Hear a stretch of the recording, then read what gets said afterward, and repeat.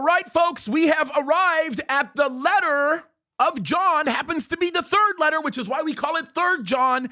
And what he says here is absolutely incredible. Now, I want you to understand, this third letter is extraordinarily short, but it is critically important because when we read through this letter, you are going to see an overwhelming theme here.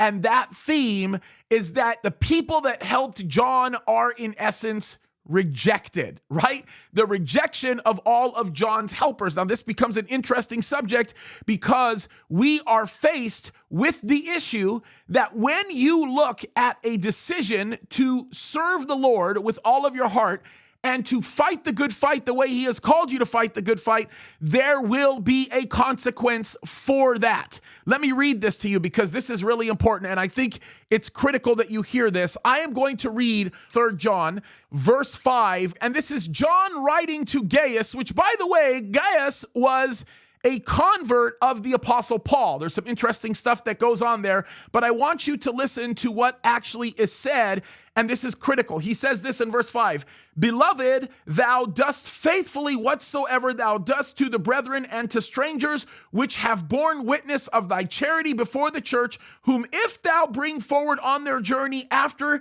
a godly sort, thou shalt do well, because that for his name's sake they went forth, taking nothing of the Gentiles. We therefore ought to receive such that we might be fellow helpers to the truth." Now, this is interesting because what we read here, and I think it's really, really important that you understand this, is that 40 years later, a bunch of churches from the Apostle Paul's ministry had been established, and Ephesus, of course, was one of them.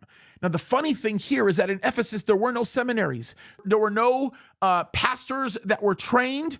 The obligation was to develop men who had been converted by the Apostle Paul to do the work and assume pastoral oversight of the churches. And what's amazing here is that there appears to have been a phenomenally successful effort to train up these pastors in this time and in that moment. Now, the thing that's really important and something to really understand is that there is a massive consequence that comes with serving the Lord and choosing to make a decision to do the things that are right.